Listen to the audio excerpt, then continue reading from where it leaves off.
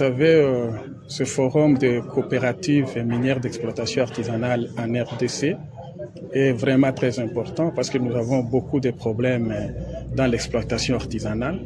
Le principal problème est le risque de bannissement de nos minéraux ici de l'exploitation artisanale au niveau du marché international.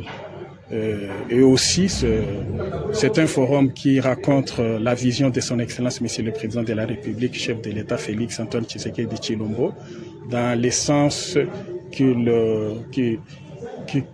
prône la promotion des millionnaires congolais.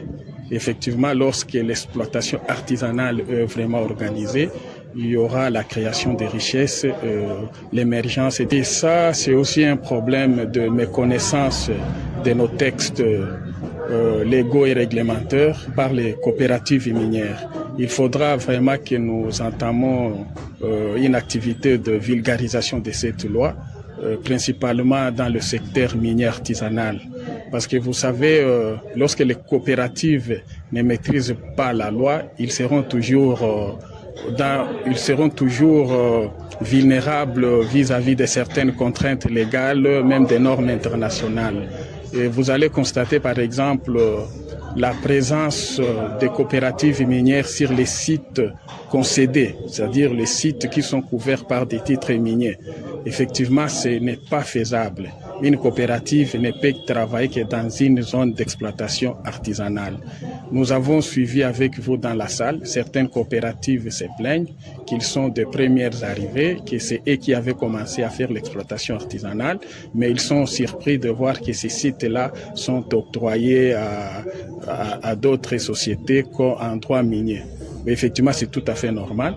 Lorsqu'une coopérative ne travaille pas dans une zone d'exploitation artisanale, les zones en question est considérée comme libre de droit et le cadastre minier peut y octroyer.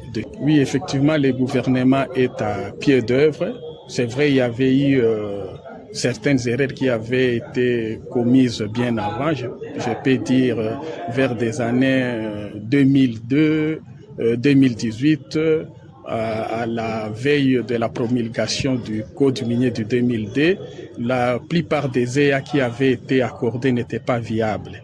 C'était des EA où il n'y avait presque rien, soit la minéralisation se trouvait à une profondeur qui n'était pas propice à l'exploitation artisanale.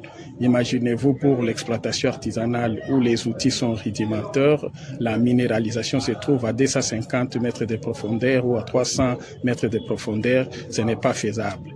Maintenant, aujourd'hui, le gouvernement, avec peut-être, avec sûrement le projet Excalibur qui est en pleine prospection, certains périmètres déjà étudiés pourraient être affectés pour l'exploitation artisanale. Effectivement, ça sera suivant le rapport minier quels sont les sites propices pour l'exploitation artisanale.